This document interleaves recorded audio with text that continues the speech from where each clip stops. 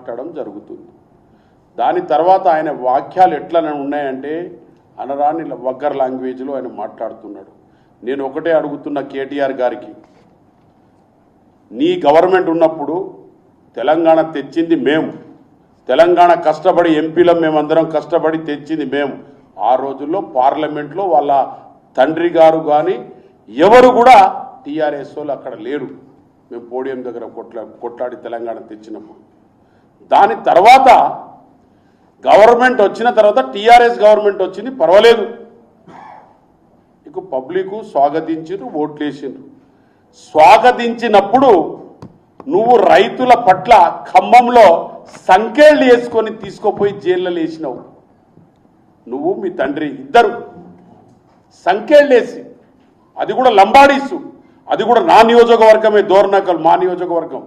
నా పక్కనున్న గౌరవనీయులు డిప్యూటీ స్పీకర్ రామచంద్ర గారు ఉన్నారు, ఇటు శంకర్ నాయక్ గారు ఉన్నారు, అటుపక్క మా రామదాస్ అన్న దగ్గర కూడా రైతులను, ఇద్దరు రైతులను తీసుకుపోయి ఇంట్లోకెళ్ళి గుంజుకుపోయి తీసుకుపోయి సంఖ్యలు లేసి జైలుకు తీసుకుపోయారు.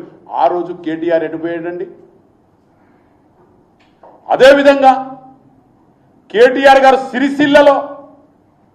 సిరిసిల్లలో రైతులకు రాత్రంతా పోలీసులను కొట్టించి లారీలు ఎక్కించి కొట్టించి వారికి జైలుకు పంపించిన రోజు కేటీఆర్ గారు సిరిసిల్ల వారి నియోజకవర్గంలో చేసిన రోజు ఎడిపోయిండు. ఇవాళ రైతులు చనిపోతున్నారు, రైతులను ఇబ్బంది పెడుతున్నారు, కొనుగోలు కేంద్రాలు లేవని మేము కొనుగోలు కేంద్రాలు ప్రతి చోట పెట్టినాం.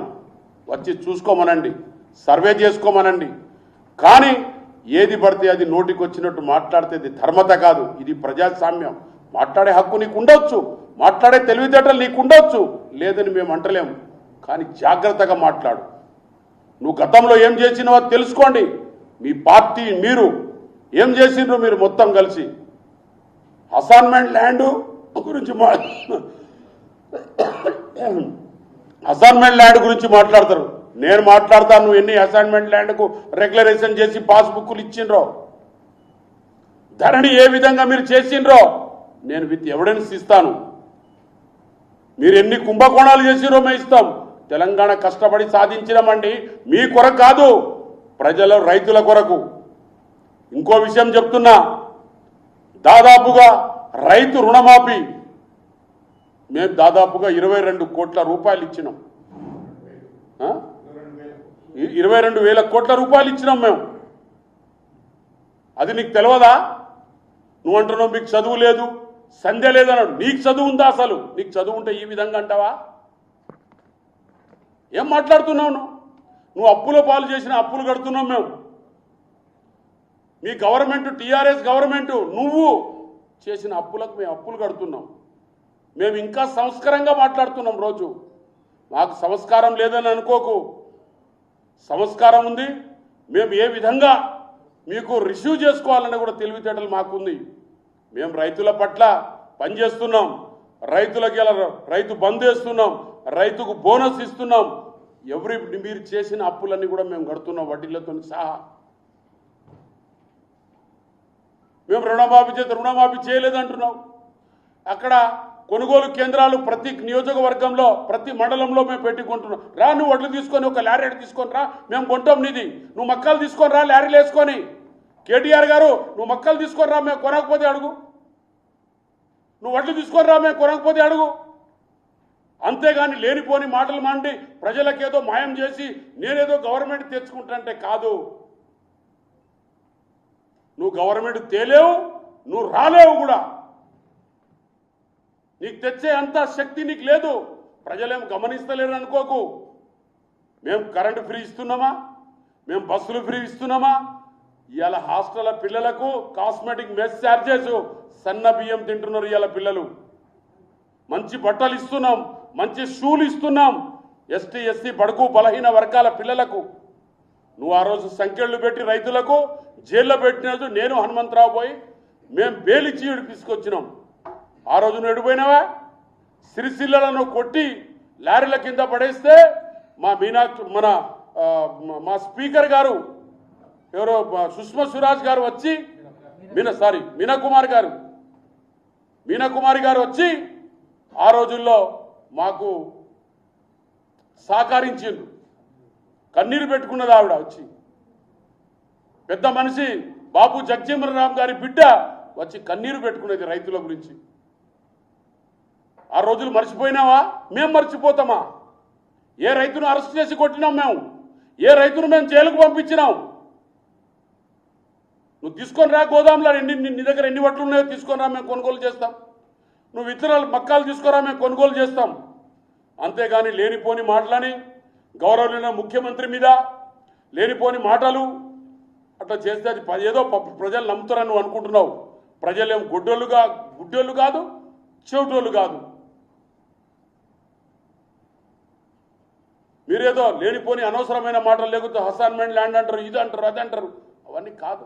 నువ్వేమేం చేసినావు మా దగ్గర చీటా ఉంది. దయచేసి ఇక ముందు ఒక పద్ధతిగా మాట్లాడని నేర్చుకో. కరెక్ట్గా ఉంటే విమర్శించు, మేము దానికి ఏ విధంగా మీకు జవాబు చెప్పాలో చెప్తాం.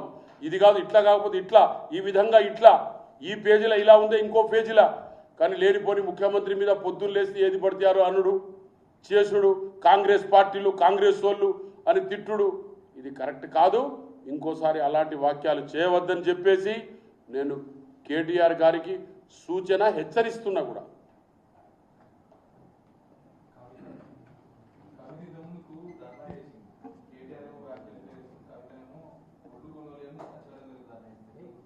తీసుకొని రమ్మని చెప్పు, మేము కొంటాం. ఎవరైనా కానీ ఎవరైనా వడ్లు కొనలేదంటే మేము కొనుగోలు కేంద్రాలు వాళ్ళకి దగ్గర అందుబాటులో తీసుకొని రమ్మనండి, మేము కొనడానికి సిద్ధంగా ఉన్నాం. గవర్నమెంట్ ఏదో మాటలు కాదు, అక్కడ ఫిజికల్గా రమ్మని చెప్పండి, చూపెట్టుమని చెప్పండి. మాకు ఫిజికల్ నేను వస్తాను పదండి, ఎక్కడైనా పర్వాలేదు. తెలంగాణలో వేరే రాష్ట్రం అయితే కాదు, వేరే కంట్రీ అయితే కాదు కదా. పదండి వెళ్దాం, ఎక్కడ మాకు పిలిపండి, మేము వస్తేస్తాం. ఫోన్ చేయండి, లేదా టీవీలో స్క్రోలింగ్ చేయించండి. మన మీడియా సోదరులు ఉండనే ఉన్నారు సహకరిస్తేందుకు. మేము అక్కడికి వెళ్తాం, వెళ్ళడానికి మేము సిద్ధంగా ఉన్నాం.